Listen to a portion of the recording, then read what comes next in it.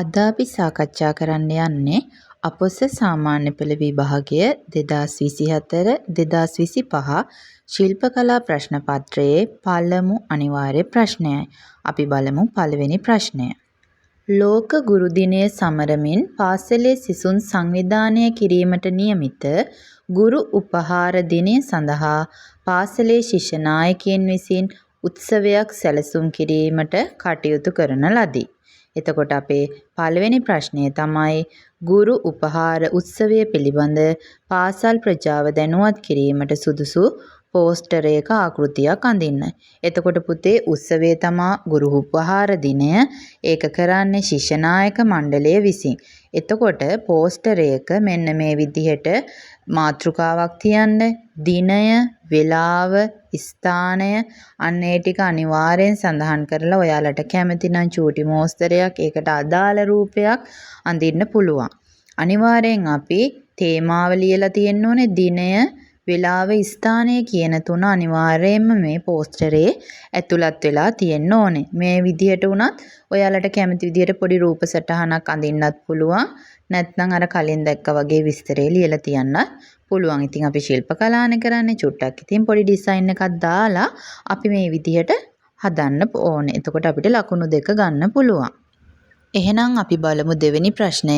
ගුරු බවතුන් පිළිගැනීමට සුදුසු මල් සැකසුමක් චිත්‍රණය කරන්න. එතකොට පුතේ ඒක අපිට මල් පොකුරක් වෙන්න පුළුවන්, මල් කූඩයක් වෙන්න පුළුවන්. මේ තිරේ දිස්සෙනා වගේ ලස්සන මල් පොකුරක් අඳින්න පුළුවන්. ඔයාලට මල් කූඩයක් අඳින්න පුළුවන්. ඔයාලා කැමති විදිහකට පිළිගැනීමකට සුදුසු ආකාරයේ මල් සැකසුමක් අඳ දක්වන්න. එතකොට ඔයාලට ලේසියෙන්ම ලකුණු 2ක් ලබා ගැනීමේ හැකියාව තියෙනවා. අපි බලමු ඊළඟ ප්‍රශ්නය.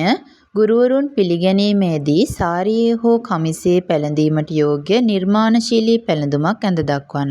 එතකොට පුතේ ඔයාලා දැන් ඔය ලාංඡනය කියන එක හොඳට දන්නවා.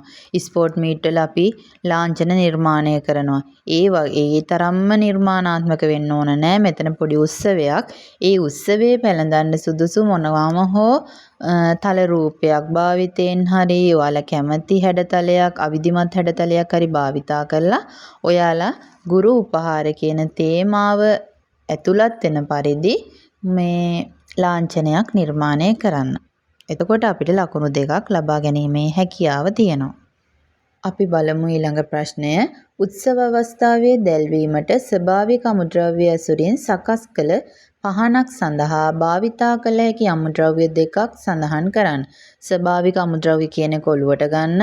එතකොට ස්වභාවික ශාක කොටස්, වැලි, පාෂාණ, මැටි මේ වගේ ස්වභාවික දේවල් පොල් තෙල් පහනක් හදන්න භාවිතා කරන දේවල් 2ක් ලියන්න.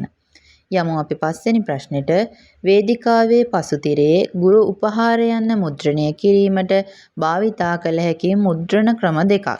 එතකොට පුතේ මුද්‍රණය කරන්න පුළුවන් ක්‍රම 2ක් තමයි අපි මෙතනදී ලියන්න ඕනේ. ඔයාලා හොඳටම දන්නවා ස්ටෙන්සිල්, සිතුරු තහඩු මුද්‍රණය, ඒ කියන්නේ ස්ටෙන්සිල්. ඊට පස්සේ අච්චු මුද්‍රණය, සේදරාම මුද්‍රණය. ඊට අමතරව අපිට අකුරු පින්තාරු කරන්න පුළුවන් ඩිජිටල් මුද්‍රණය. මෙන්න මේ මුද්‍රණ ක්‍රම ටික භාවිතයෙන් අපිට පුළුවන් ගුරු උපහාර යන්න මුද්‍රණය කරගන්න. එතකොට අපිට මේ ප්‍රශ්නෙට ලකුණු 2 ලබා ගැනීමේ හැකියාව තියෙනවා මේ විදියට පිළිතුරු සැපීමේ. අපි බලමු ඊළඟ ප්‍රශ්නය. සංවිධායක කමිටුවේ සමාජිකයින් හඳුනා ගැනීම සඳහා අතේ පැළඳිය හැකි විසිතුරු පටියක් සකස් කර ගැනීම සඳහා භාවිතා කළ හැකි ක්‍රම ශිල්ප 2ක් සඳහන් කරන්න. අනිවාර්යෙන් පටියක් අපි ගෙතීම මදින්නේ හදා ගන්න ඕනේ. ඒතකොට ගෙතීම පුළුවන්. ඒක වූල් භාවිතයෙන් ගෙතීම පුළුවන්. ඊට පස්සේ අපිට පුළුවන් ටැබ්ලට් පටි විවීම. අපි හැඩපෙති විවීම කියලා කිව්වේ අන්න ඒක. ටැබ්ලට් විවීම මගින් පුළුවන්. ඊළඟ ප්‍රශ්නය. ආරාධිත අමුත්තන්ගේ ආසන අලංකාර කිරීමට පැච්වර්ක් ක්‍රමයෙන් සකසන පුටු ආවරණයක් සඳහා මෝස්තරයක් ඇඳ දක්වන්න. එතකොට පුතේ පැච්වර්ක් ක්‍රමයට අපිට කරන්න පුළුවන් මෝස්තරයක් ඔයාලා අඳින්න ඕනේ. පුටු වලට සුදුසු වෙන මෝස්තරයක් අඳින්න. අපිට මේ තිරේ දිස්සෙනවා වගේ ඒ සඳහා සුදුසු මෝස්තර අඳින්න පුළුවන්. මේ විදිහට තල රූප භාවිතයෙන් ඊට පස්සේ අවිධිමත් හැඩතල භාවිතයෙන් ඔයාලට මේ නිර්මාණය සිදු කරන්න පුළුවන්. අපි යමු ඊළඟ ප්‍රශ්නයට. ගුරුවරුන් සඳහා තිළිණයක් ලෙස ලබා දීමට එකම ආකාරයේ මැටි නිර්මාණ සකස් කර ගැනීම සඳහා යොදා ගත හැකි ක්‍රම ශිල්ප දෙකක් සඳහන් කරන්න. අනිවාර්යයෙන්ම පුතේ එකම ආකාරයේ මැටි භාණ්ඩ නිර්මාණය කරන්න නම් අපි අච්චු ක්‍රමය භාවිතා කරනවා නැත්නම් වාත්තු ක්‍රමය භාවිතා කරනවා. ඊළඟ ප්‍රශ්නය උපහාර පිදීමේදී ලබා දීමට අපේක්ෂිත තිළිණය මත ඒ ලබා ගන්නා ගුරු භවතාගේ ඡායාරූපයක් ඇතුළත් කිරීමට යොදාගත හැකි මැටි භාණ්ඩ අලංකරණ ශිල්ප ක්‍රමය සඳහන් කරන්න.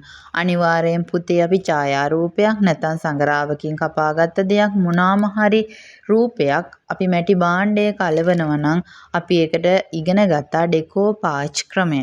එහෙම නැත්නම් අපිට නව තාක්ෂණයත් එක්ක ඩිජිටල් ක්‍රමය භාවිතා කරන්න පුළුවන්. එතකොට ඩෙකෝපාජ් ක්‍රමය හෝ ඩිජිටල් ක්‍රමය හෝ මේ දෙකෙන් එකක් ලියලා තිබ්බොත් ඔයාලට ලකුණු 2 ලබා ගන්න පුළුවන්. අපි බලමු පුතේ 10 වෙනි ප්‍රශ්නය. තිළිණය ඇසරීමට යෝග්‍ය ඇසුරුමක රූපීය පෙනුම ඇඳ දක්වන්න. පුතේ වරද්ද ගන්න එපා. ගොඩක් වෙලාවට අපි විකසන අඳිනවා. හැබැයි මෙතනදී කියලා තියෙන්නේ රූපීය පෙනුම අඳින්න කියලා. එතකොට ත්‍රිමාන පෙනුමයි අපි අඳින්න ඕනේ. විකසනයේ ඇඳොත් අපිට ලකුණු හම්බෙන්නේ නැහැ. එතකොට සුදුසු ඇසුරුමක ඔයාලා ඝනකයක ඝනකාභයක ඔයාලා වෙනත් හැඩතලයක ඒ කියන්නේ වෙනත් අඳින ඔයාලා අඳින ජ්‍යාමිතික මොනා හරි හැඩතලයක රූපීය පෙනුමයි අඳින්න ඕනේ. එතකොට ඒක ත්‍රිමානව තියෙන්න ඕනේ. බැරි වෙලාවත් විකසන අඳින්න එපා. එතකොට ඔයාලට ලකුණු හම්බෙන්නේ නැහැ. මේ විදිහට ඔයාලා කැමති එකක් ඇඳලා තියන්න. එහෙනම් පුතේ අපි ප්‍රශ්න 10ම සාකච්ඡා කරා. හරිම සරලයි. මේ 2024-2025 ප්‍රශ්න පත්‍රයේ අනිවාර්ය ප්‍රශ්නය ඔයාලට 20න් 20ම ගන්න පුළුවන්. ඒ නිසා හොඳට මහන්සි වෙන්න.